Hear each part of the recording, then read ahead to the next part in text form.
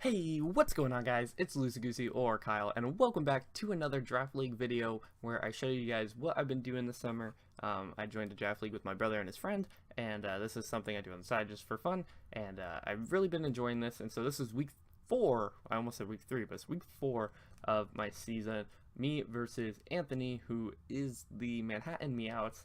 He wasn't having too great of a season. I think he was 1-2 going in this game. And as you guys have seen, we were 2-1 going into this game. And for our division, we have Simeon and Frank in our division who are doing amazing at this point. Simeon was doing really well, so was Frank. So those are the two people in our division that we're contending with two playoff spots with, and one of us will not get in. So unfortunately, we're looking at like we have to finish 4-2 or 5-1. So this is a really important game for us. So I brought some really cool Pokemon. I brought Weavile, Goodra, Donphan, Pelipper, Tapu Lele, and Magearna, and my whole team was based around my Tapu Lele because Anthony really likes to use Xurkitree. And if you guys don't know, Xurkitree gets an ability called Beast Boost, which gives it a boost in special attack every time it gets a kill. Well, I really wanted Lele to be able to contribute this season, so it's my Z move user. We get one Z move user.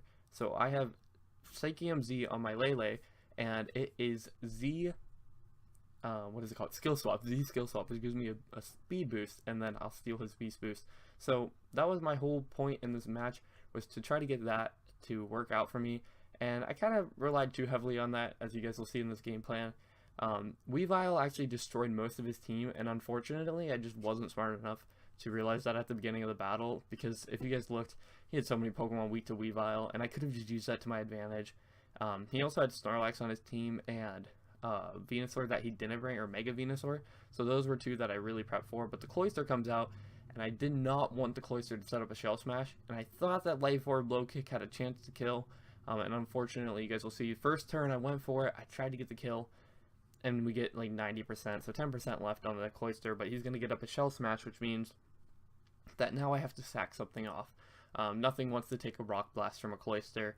And I could have maybe went in the Donphan right here to take it, but I just figured, you know what, I'll just let Weavile go down so I get a free switch into Magearna. Magearna is actually dual screens because I really wanted to get screens up in case the Xurkitree got to like a really high like Beast Boost level. So if it got like to +3 or +2, I would need to get light screens up so that Lele could set up on it. So unfortunately, I let Weavile go down way too early in this match, and now I have to go into Magearna, who should be able to take on the Cloyster. And he actually goes for Toxic Spikes here, which is a really smart play on his end, because Toxic Spikes, I only have one way to remove them in this game. I have Defog on my Pelipper, and Pelipper just does not come in very easily in this match because of the Xurkitree. You get starting so much from the Xurkitree, so I had to play really smart around that, and unfortunately I just never really got the chance in this match to get rid of those Toxic Spikes. Now, Magearna is not affected by them, and Pelipper is not affected by them, but the main way I want to win this game is with Lele, and Lele is affected by them. And unfortunately, the Thunderbolt, if I don't have light screens up, neutral Thunderbolt versus Tapu Lele is going to do about 75%. So I can only live 2 turns of Toxic at that point, which is terrible, or Poison. But he's going to go out into Breloom here, threaten me out with the Bullet Seed, and I went into Goodra, who actually I was running Sap Sipper on this week. So he's going to get the attack raise actually right here, which is awesome, because, you know, not affected by grass type moves. Goodra's actually been a really fun Pokemon to use. I've probably said that before in a couple other videos, but I really like Goodra, especially the Assault Vest form, which is what I'm used to running. He goes for Rock Punch right here, and boy, was that a lot of damage. Life Orb Breloom is not a joke. It did so much damage, but I had the Ice Beam, and that's able to take this thing down. The Ice Beam was mainly for this, as well as the Venusaur. And good thing he didn't bring the Mega Venusaur, because Thick Fat, like a defensive Mega Venusaur against me, would have ruined my whole team, and I would have had to go for like the Z Psychic with my Tapu Lele kill it, or have it take rocks, Stealth Rocks damage before. So he goes out into his Crobat, and he makes a good play right here. He goes for U-turn, and that was really smart of him, because I was expecting him to go for Brave Bird, so then I could have started setting up screens. But he gets for U-turn, he gets that momentum, and now he's going to go out into something that can take on my Magearna. So it was a good play by him. He goes out into Crocodile, which threatens me out immediately. And this play right here is really questionable by me.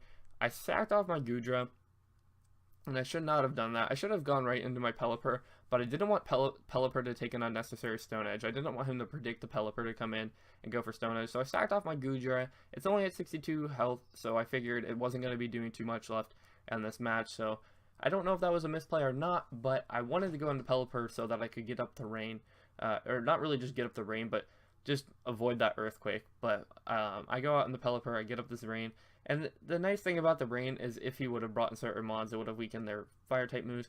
But you guys are going to see a play here. I really thought he was going to go out into Xurkitree, so I went for the U-turn, hoping that that could be my chance to set up. And he did not go out into Xurkitree, he stayed and went for the Stone Edge, and he missed. So that was actually really lucky of us to avoid that, and that might come into play later in the game. You guys will see how that goes. So I send out my Donphan. Donphan's been doing some work for us this season, but at this point, I just figured I want to weaken whatever it is, and I also want to get up my rocks. So getting up my rocks was important because a lot of calcs relied on my rocks to kill, like the Xurkitree with a neutral Psychic. The Crobat takes 25% from the rocks, so I figured might as well get up my rocks right now. It's pretty important to do so, and so I got up my rocks. He sends in this Crobat who doesn't really do much to Donphan, so I'm not sure exactly why he wanted to send this thing in, but I think Donphan can take it on pretty well. So we have the Ice Shard, we're packing the Ice Shard this week, so I go for it. It does about 20-25%, maybe a bit more than that, I'm not exactly sure. Yeah, it does about 30% there. Knocks him down to about 65%, maybe 70%. He goes for the Brave Bird, and this isn't going to do a whole lot to Donphan. It's going to do a little bit, take me down to about half, and then Poison's going to go a little bit further than that, but he gets the Recoil as well as the Life Orb. So he was running Life Orb Breloom as well as Life Orb Crobat, which is pretty cool. And then we are going to go for... This is a nice play right here, guys. You guys are going to like this. So I predicted him to go for Roost right here. He wants to heal up, obviously, and we can't do more than what his Roost is doing, so it was a very smart play for him to Roost, but I went for Earthquake right here, because if you Roost, you temporarily land on the ground, and so I figured he's going to temporarily land on the ground, and this is super effective. He ran a bulky Crobat that was supposed to kill, and he ran a bulky Crobat to, I don't know if he predicted that was going to happen in the game and ran a bulky Crobat, but he had that run at least 100 HP EVs to live that, which is just absolutely crazy that he did that. But we get the Ice Shard off here anyway, so it doesn't really matter. We just take one more turn of Poison that, doesn't really come into play too much, but I would have rather that not happen. So I had to start making predictions to win that game, and that really kind of turned the tide for this match.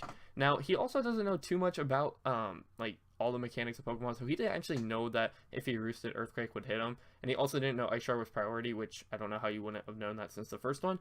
But right here, I figured I can't let him go for Thunderbolt right here and switch out. So I sacked off my my Donphan. Actually, no, that's not what I was thinking. I did want him to get up a free Tail Glow, so I went for Earthquake right there, just because if he got up a Tail Glow, that would have just swept through my whole team and I couldn't have won. So at this point in the match, Tapu Lele cannot take a +1 Life Orb modest Xurkitree Thunderbolt. I think it might have been able to take a Timid. I don't actually think, no, there's no way. There's no way. So I needed to get the light screen up, and so stacking off my Gurna was the only way to do that. So I got my light screen up, and I can take a +2 modest Life Orb. It takes about, the max it takes is about 75%. So I can live 2 turns of Toxic, or Poison. If I can get the lowest roll, I can live 3. I think it was a roll like that was 62 to 75%. So I could have lived 3, I think. Yeah, I could have lived 3 if he got the min roll, but most of the time it was only 2 turns to live Poison. So we send out our Tapu Lele. We're going to go for the Z move right here. And technically I didn't really have to go for it, because the whole reason why I wanted to do it was get the speed boost. But technically I didn't really have to go for it here. I could have went for Psychic and not wasted a turn, because I take an extra turn of Poison. So if I would have gone for Psychic on this turn, I would have killed or I probably would have gone for Moonblast. I would have killed the Xurkitree, and then the next turn, whatever he sent in, I could have killed, and then I would have been alive for one more turn. But I wouldn't have outsped the Crocodile. So that was the one thing, is I don't think I would have outsped the Crocodile. I think he was running max speed Jolly, and my set this week was only like 164 EVs in speed, and I was modest, so I was not anywhere close to a max speed Jolly Crocodile, so that's why I needed the speed boost. But unfortunately, as you can see, the Toxic's really whittling me down. So I killed the Xurkitree, which is awesome, get the Beast Boost, which allows me to actually kill the Dragonite with a Psychic, but I can just kill it with a Moonblast anyway, so it's not a big deal. I think it was a roll before if I wasn't +1 to kill the Dragonite with the Moonblast, but it was nice we got the rocks up so we break his multi-scale. That was another reason why I got the rocks up so early, was to break his multi-scale, because if he had that multi-scale, there's no way I would have killed this thing. Well, would have been close. He actually goes for E-Speed right here. Psychic Terrain negates priority. Even if he went for a move that wasn't priority, I was still faster. I don't think he was Scarfed, because why would you run Scarf E-Speed? But he goes down right there to the Moonblast. We get our Beast Boost, and unfortunately we're going to go down to the Toxic right here. And it's now a 1v1. We have Pelipper, he has Crocodile, and you would think that I would run Scald on Pelipper, but this week I had Defog, Hurricane, U-Turn, Roost on my Pelipper.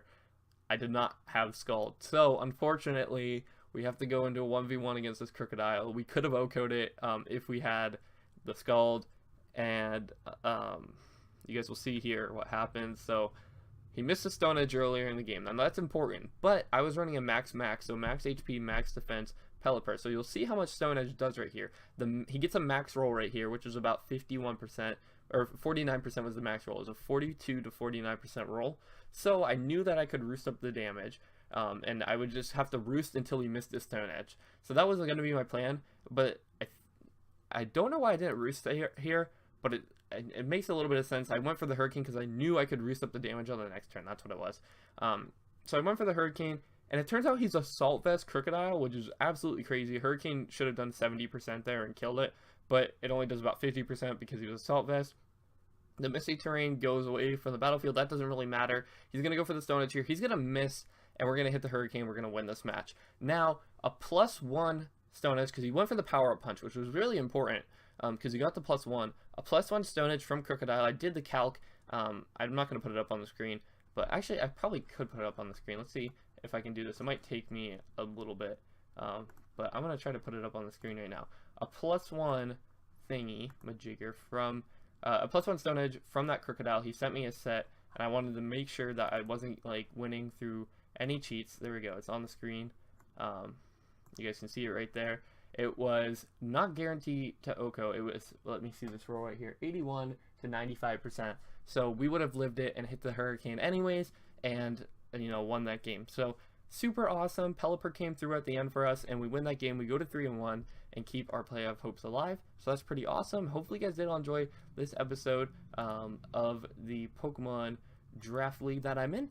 And Dallas Starus go up to 3-1, which is pretty awesome. And next week I actually have to face against my brother. So hopefully you guys are all enjoying these videos, and hopefully you're hyped for that.